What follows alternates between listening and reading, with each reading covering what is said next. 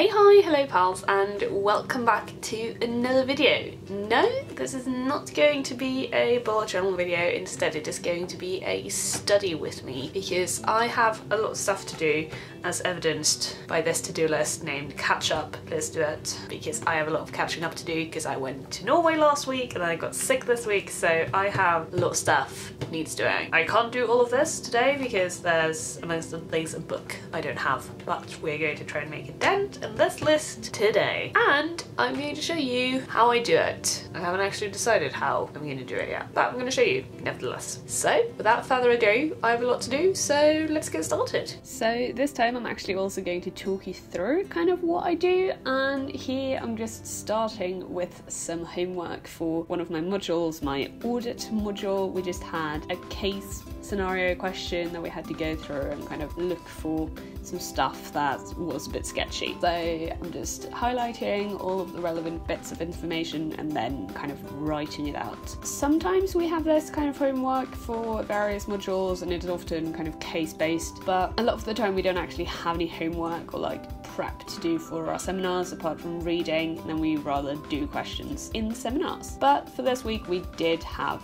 some of that. I'm just using my notes and PowerPoints and any additional material we've been given to solve the question. I usually keep all of my material in just one big binder, and then I have it filed for each class under separate tabs. So that's what I'm doing for any loose papers this year. Then I also obviously have my textbooks, and I do my notes online apart from for this module because my lecturer very kindly prints his PowerPoints for us. So for his modules I just take notes on the paper, but my other modules I mostly do them in Google Docs, apart from when it comes to kind of seminar questions and actual questions, because then I like to write it out and be quite messy and just do like flowcharts and any numerical work like that, because that is a hassle to do on like a digital note-taking system. This is kind of what I do when I prep for seminars. I do quite rough work and then I'll go in and I'll refine it in the seminar and kind of add in anything that the lecturer says or any suggestions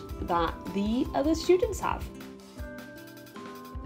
Then afterwards I just cross it off in my bullet journal and mark it so that I know what is going on and so that I keep track of what I've actually done.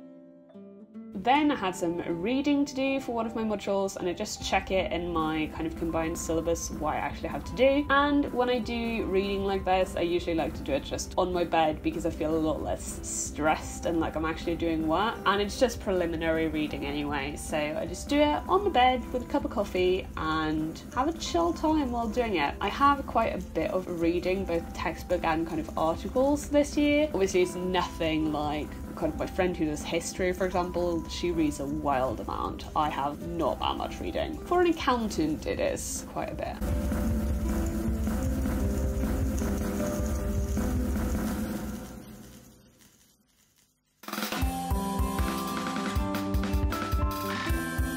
And then, as I said, I type up my notes mostly just because it makes it so much easier. They're so much neater, and it also means that I can just print them at the end of the semester and they'll look really nice compared to my kind of shoddily handwritten ones. So this semester I actually only have a one open book exam, whereas last semester I had two. I also have two closed book exams, so I'm kind of just bumbling through and figuring out what's the best way to do it for each of my modules. I mentioned previously that I have an audit module this semester. I also have a financial information analysis module, and then I have a strategic performance management module. My financial information analysis module is still a financial reporting module, so we're using IFRS standards and stuff like that, but it's more about analysis of financial statements and looking at the standards in kind of what way they impact the financial statements rather than preparing financial statements. So it's not the bit I am the most interested in, but I am just doing it anyway. Then performance management is not my cup of tea at all, and audit I find quite boring. So my dissertation is what is getting me through this semester, and I'm very thankful for it, because if not I think I would have been bored to death. I tried to give you a little bit of background in this video, kind of tell you a little bit about what I'm actually doing this semester, and I hope that has been helpful, as well as getting a look at how I actually do work. And with that, I hope you've enjoyed this video, and I'll see you in my next one. Until then, take care.